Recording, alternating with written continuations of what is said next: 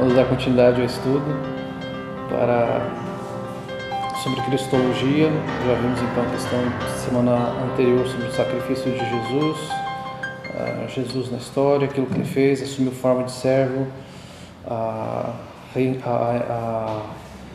o reconhecimento da encarnação de Jesus, que nos ajuda a diferenciar a verdade do erro. Jesus veio para anunciar a salvação e alertar para o julgamento futuro. Falamos sobre o sacrifício de Cristo, ele era um homem de dores, falando acerca de Hebreus 4,15, que ele se identifica conosco nas aflições, nas tentações que nós passamos, que Jesus se identifica conosco, ele é nosso Salvador, o homem de dores, como nós vimos em Isaías 53, e que ele padeceu sob Pôncio Pilatos, foi morto desde a fundação do mundo, de acordo com Apocalipse 13:8. Vamos ver hoje então sobre a cruz e a ressurreição. Esse é um dos elementos centrais da fé cristã.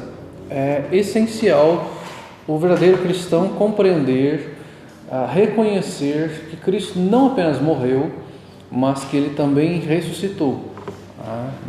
Uma pessoa cristã, verdadeiramente cristã, genuinamente cristã, deve compreender e crer que Jesus Cristo, além de ter morrido, ele ressuscitou. Romanos capítulo 4, versículos 24 e 25, vamos ler esse texto, carta do apóstolo Paulo aos Romanos, no capítulo 4, versículos 24 e 25.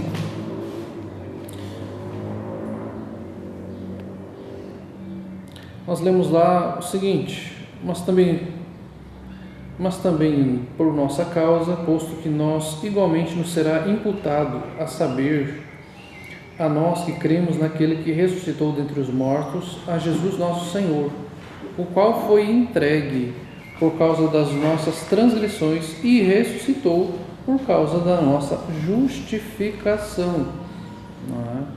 Então, ele está falando aqui que nos foi imputado, a saber, nós que cremos naquele que ressuscitou dentre os mortos, ou seja, ele está falando para crentes, e os cristãos creem na ressurreição de Jesus. Nós vemos aqui que nosso Senhor, o qual foi entregue por causa das nossas transgressões, ou seja, Jesus Cristo morreu por causa dos nossos pecados. Não haveria necessidade da morte de Jesus se não fosse o nosso pecado. O sacrifício de Jesus precisava ser feito, um sacrifício perfeito precisaria ser feito, e apenas Jesus cumpria estes requisitos. Então Jesus Cristo morre, o texto nos fala aqui, por causa das nossas transgressões, ou seja, o fato de nós transgredirmos, o fato de nós pecarmos, de nós carregarmos sobre nós a culpa do pecado desde o nascimento, foi motivo para que Jesus morresse e levasse essa culpa em nosso lugar, esta culpa que nos levava à condenação. E ele fala aqui que ele, além de ter morrido pelas nossas transgressões, ele ressuscitou por causa da nossa justificação, ou seja, Jesus morreu e ao terceiro dia ressuscitou por causa da nossa justificação, ou seja, nós somos declarados justos diante de Deus. Nós temos então judicialmente esta declaração de justiça pela parte de Deus, e pelo fato de Jesus Cristo ter ressuscitado, a Bíblia nos fala que assim como ele ressurgiu, nós também ressurgiremos. E o fato de nós sermos justificados é que nós somos declarados justos diante de Deus e podemos então chegar à presença de Deus. Logo, se Jesus não houvesse ressuscitado, nós permaneceríamos nos nossos pecados, nós não teríamos sido justificados e nós continuaríamos perdidos. Então, a ressurreição de Cristo é um elemento central da fé cristã. Uma pessoa que não crê na ressurreição de Cristo, ela sequer pode ser considerada como cristã. Aqui há algo de errado nas convicções desta pessoa que se diz cristã se ela não crê na ressurreição de Cristo. 1 Coríntios capítulo 15 vai tratar muito dessa questão, onde existiam pessoas dentro da igreja que não criam na ressurreição de Cristo. Vamos ler ali um pedacinho do texto de 1 Coríntios capítulo 15, apenas para nós não vamos ver esta questão da ressurreição, falando ali sobre eles não crerem a priori, mas nós vamos ver primeiramente os versículos 3 e 4, que ele fala ali: antes de tudo vos entreguei o que também recebi, que Cristo morreu pelos nossos pecados, segundo as Escrituras, e que foi sepultado e ressuscitou ao terceiro dia, segundo as Escrituras. Então a ressurreição de Jesus não foi um fato a esmo que aconteceu. Não, foi algo que as Escrituras já falavam que iria acontecer. Cristo ressurgiu. É fato, a Bíblia coloca desse fato, o próprio Cristo relata isso. O Senhor Jesus trata desta questão, fala que ele iria padecer e ressurgiria ao terceiro dia. O próprio Cristo fala acerca do templo, que ele demorou décadas para ser construído, mas que aquele templo seria destruído e que ele construiria em 3 dias. Falando acerca da sua ressurreição.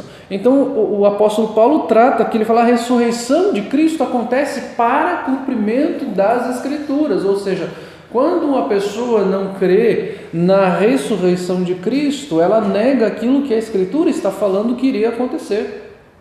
Então, o fato da negação da ressurreição de Cristo é uma negação da própria Escritura. Então, o texto aqui, quando vai falar acerca de ressurreição, ele vai falar que, olha, como que não há ressurreição? O apóstolo Paulo vai colocar algumas perguntas aqui um pouquinho para frente. No versículo 12: ora, se é corrente pregar-se que Cristo ressuscitou dentre os mortos, como afirmam alguns dentre vós que não há ressurreição de mortos? E se não há ressurreição de mortos, então Cristo não ressuscitou. E se Cristo não ressuscitou, é vã a nossa pregação, e vã a vossa fé. E somos tidos por falsos testemunhos de Deus, porque temos asseverado contra Deus que Ele ressuscitou a Cristo, o qual Ele não ressuscitou, se é certo que os mortos não ressuscitam. Porque se os mortos não ressuscitam, também Cristo não ressuscitou. E se Cristo não ressuscitou, a vossa fé, é vã a vossa fé, e ainda permaneceis nos vossos pecados. E ainda mais, os que dormiram em Cristo pereceram. Se a nossa esperança em Cristo se limita apenas a esta vida, somos os mais infelizes de todos os homens. Veja como ele trabalha esta questão, como ele trabalha este raciocínio acerca da ressurreição. Ele fala: olha, vocês estão falando aqui que não há ressurreição dentre os mortos, que a ressurreição dentre os mortos não existe, mas por tabela vocês estão negando que Cristo não ressuscitou, porque se os mortos não ressuscitam, Cristo também não ressuscitou. Se Cristo não ressuscitou, vocês permanecem nos pecados de vocês, e a fé de vocês é vã.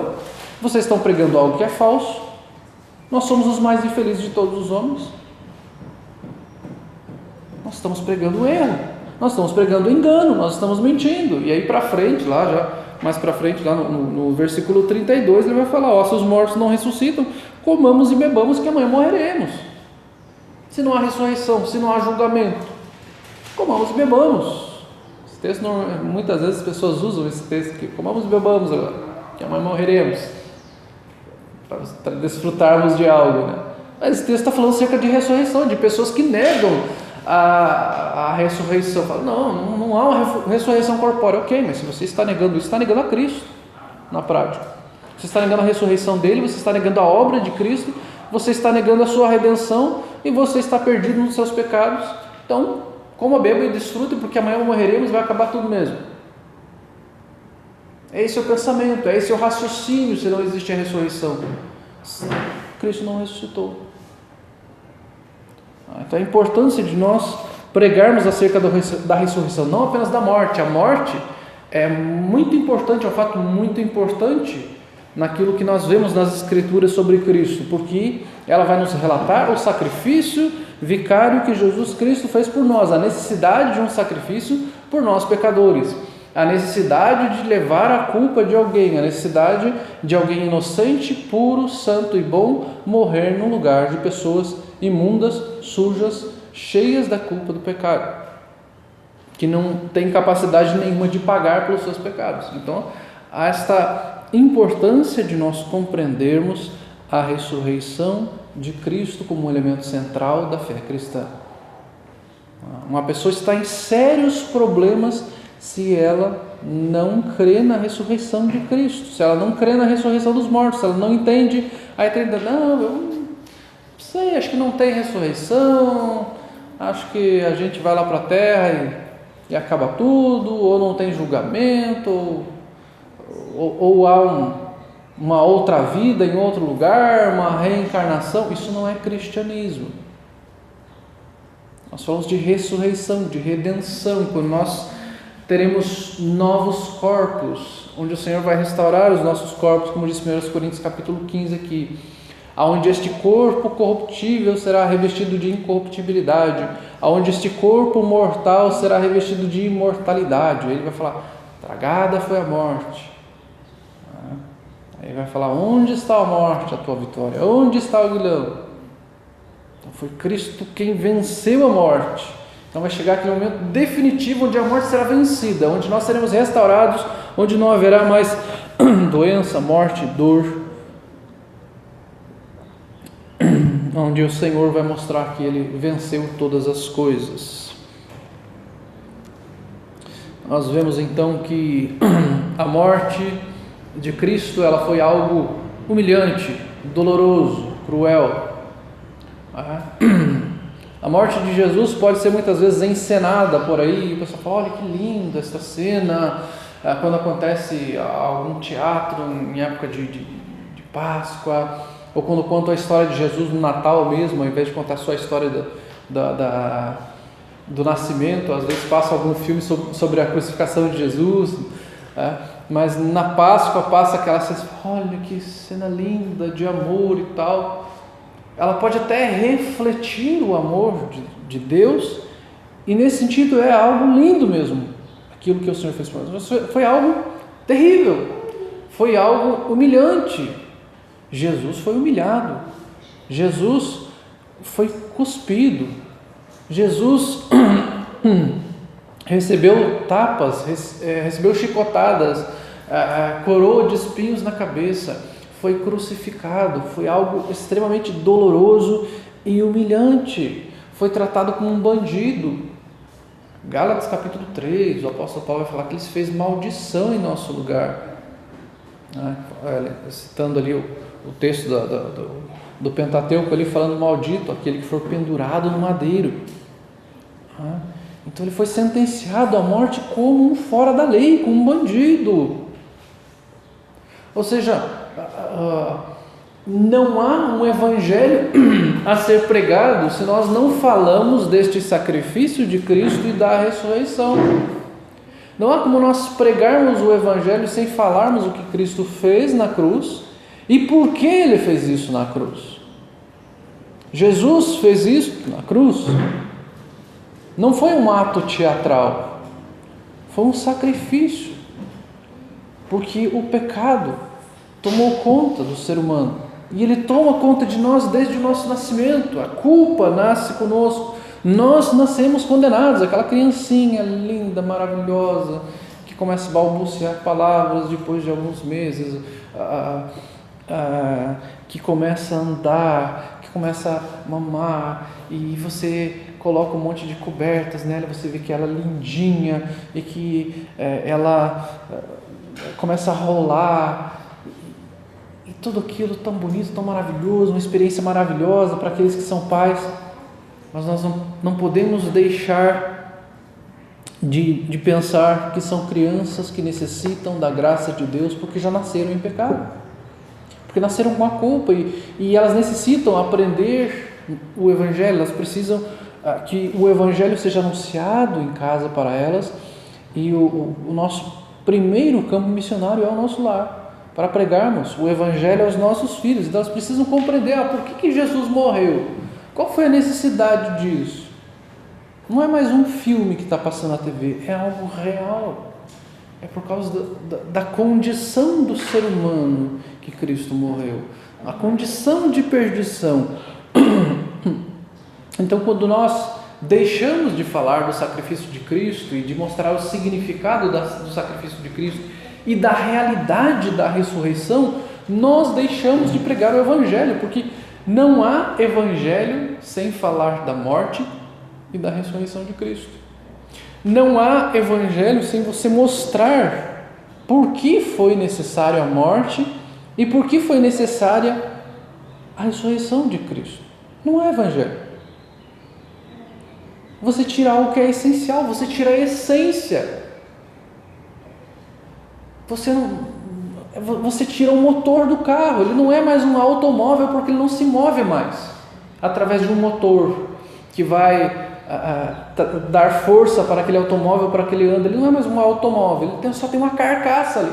Você tirou o motor, você tirou a essência dele. Uma pessoa, ela pode perder um braço e ela continua a ser uma pessoa ainda. Mas se você arrancar a cabeça daquela pessoa, ela deixa de ser uma pessoa para ser apenas um corpo jogado ali no chão.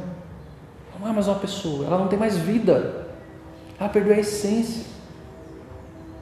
Você arrancou algo vital dela. Não há como ser pessoa. Eu posso ser uma pessoa sem uma perna, sem um braço, sem um olho. Se eu não conseguir falar, eu consigo ser pessoa. Mas eu não consigo ser pessoa se eu não tiver um coração batendo. Eu perdi uma essência, algo que é essencial para a vida. É essencial. Eu consigo sobreviver sem um rim, mas eu não consigo sobreviver sem o coração, sem o cérebro, porque é essencial. Cristianismo sem ressurreição e sem morte de Cristo não é cristianismo, não é vida. Você pode falar das histórias lá do Antigo Testamento, belíssimas. Você pode falar da aliança que Deus fez com Abraão. Você pode contar as histórias de Davi, das vitórias dele. Você pode falar sobre a estátua de Nabucodonosor. Você pode falar sobre Jeremias, das suas lamentações do povo no cativeiro. Histórias belíssimas. Mas se você não aponta para Cristo com essas histórias, se você não mostra que aquilo foi por causa do pecado e que alguém foi necessário vir para perdoar os pecados, para levar a nossa culpa, para ressurgir, para que nós também pudéssemos um dia ressuscitar. Se nós não apontarmos para Cristo nas histórias, nós não estaremos pregando o Evangelho. Nós apenas estaremos contando historinhas bíblicas, que são lindas, maravilhosas, mas se nós não apontamos para Cristo, nós não estamos pregando o Evangelho. Nós apenas estamos arranjando um modo atraente de entreter pessoas. Olha só que história bonita da Bíblia. Fui naquela igreja lá, me contaram uma história tão bonita de um povo que estava lá no Egito, de um povo que estava sendo escravizado, e o Deus deles lá mandou 10 pragas, e eles conseguiram sair de lá, e eles chegaram perto do mar lá, e não tinham como passar o mar, e o Deus deles abriu aquele mar e eles passaram. E aí quando os egípcios foram passar, o mar fechou e eles morreram. Linda, maravilhosa história. Mostra a libertação do povo de Deus. Mas mostra também que como Deus libertou o seu povo e como isto aponta a necessidade de uma redenção, a necessidade de que nós éramos escravos também. Assim como eles estavam escravos no Egito, nós somos escravos do pecado. É o Senhor quem liberta, é o Senhor quem nos conduz, é o Senhor quem nos supre, é o Senhor quem cuida do seu povo, como aquele sangue que foi aspergido nos umbrais das portas lá. Não foi o sangue que salvou eles, mas foi a fé no Senhor, no sacrifício que eles fazem ali. E o anjo da morte passa ali. e eles não morrem, porque eles creem e eles obedecem aquilo que Deus fala para eles fazerem, de matar o cordeiro e aspergir o sangue. O cordeiro de Deus é quem salva, é Cristo. O cordeiro pascal que foi imolado é Cristo. Então aquela história vai apontar para Cristo. Aquela história vai mostrar o amargor da vida que eles tiveram no Egito com as ervas amargas. A necessidade deles se livrarem do pecado através dos pães asmos. O significado. O cordeiro que a gente falou de aspergir o sangue nos umbrais das portas. A Bíblia aponta para Jesus. A Bíblia mostra a redenção através do Senhor, desde os primeiros momentos das Escrituras. Ou seja, se nós não conseguimos olhar na Bíblia que toda ela aponta para Cristo, nós não precisamos inventar nada. Vamos ver aqui, inventar alguma coisa. Não, a Bíblia aponta para Jesus. Não precisa dizer que lá no templo tinha uns ganchinhos, lá, que tinha uma forma meio de dedo, aqueles ganchinhos, e aqui aqueles dedos estavam chamando, você venha para Jesus. Não estamos falando isso. Estamos falando que a Bíblia explicitamente aponta para Cristo, para a necessidade de arrependimento, que apenas em Cristo nós temos a redenção, que Hebreus capítulo 11 vai falar de que eles já esperavam por essas promessas e de que eles saudavam como que de longe a redenção, de que eles esperavam por essa promessa, mas não viram essa promessa ser cumprida, mas eles tiveram fé, eles creram que esta promessa seria cumprida no futuro. Então eles criam num Redentor, eles criam num Salvador desde o princípio, eles não criam no sacrifício que eles faziam no tabernáculo e depois no sacrifício que eles faziam no templo. Eles criam num Redentor que viria e morreria, como aquele cordeirinho que estava ali sendo sacrificado, morreria. Como aquele bode que era solto lá no deserto como significado de levar os pecados do povo, de ir embora, de que alguém levaria o pecado deles no lugar deles, de que alguém seria punido no lugar deles e que ali havia uma necessidade de arrependimento. Isto é o Evangelho. O Antigo Testamento proclama o Evangelho também. Aqui podemos ver a questão da redenção em poucas palavras. Por exemplo, nós vemos em Gênesis capítulo 3 que em Adão houve a queda, que Deus fala ali com Abraão, com Adão, ele fala: olha, vocês podem comer de todas as árvores do jardim, mas da árvore do conhecimento do bem e do mal, dessa vocês não podem comer, porque se dela vocês comerem, certamente vocês morrerão. E ali então eles comem daquela árvore, são ludibriados pela serpente, né? E há a queda ali então. Há toda aquela questão ali de Deus chegar ali para Adão e falar: Adão, por que você fez isso? Adão fala: foi a mulher que tu me deste, né? Jogando fora a sua responsabilidade. Foi a mulher e foi o Senhor, né? Porque foi a mulher quem comeu antes, mas foi o Senhor que me deu a mulher. E a mulher falou: não, foi a serpente me enganou e tudo mais. Então em Adão há a queda. Se há a queda, há a condenação do ser humano e há uma necessidade de redenção. Ou o ser humano fica perdido para sempre, todos perdidos para sempre, ou há uma necessidade de redenção. O Senhor misericordioso, na sua sabedoria eterna, decidiu eleger alguns para a salvação.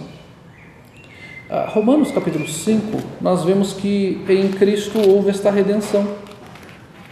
Romanos 5, do 12 ao 21.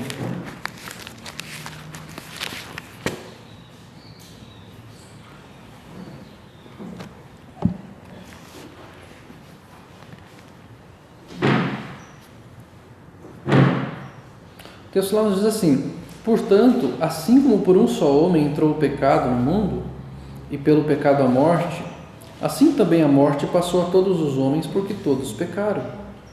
Porque até o regime da lei havia pecado no mundo, mas o pecado não é levado em conta quando não há lei.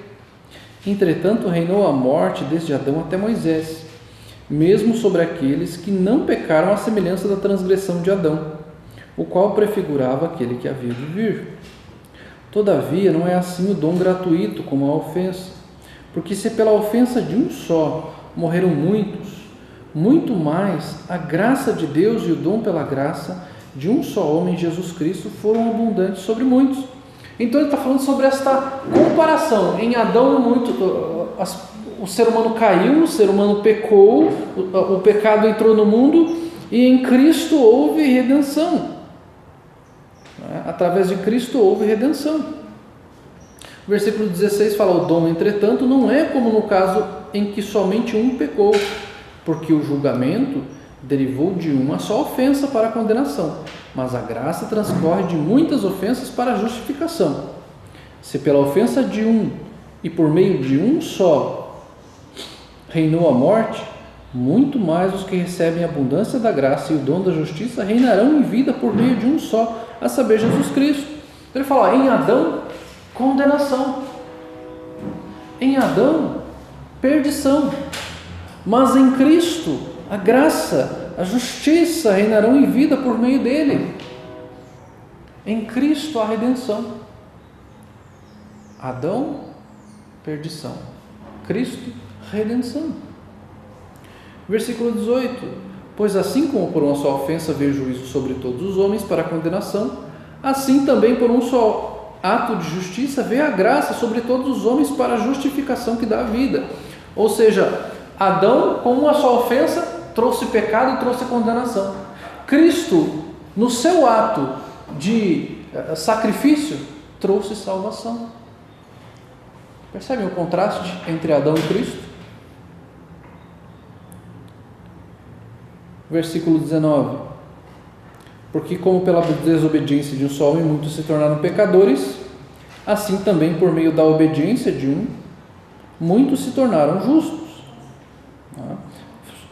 Versículo 20: sobreveio a lei para que avultasse a ofensa, mas onde abundou o pecado, superabundou a graça, a fim de que, como o pecado reinou pela morte, assim também reinasse a graça pela justiça para a vida eterna, mediante Jesus Cristo nosso Senhor.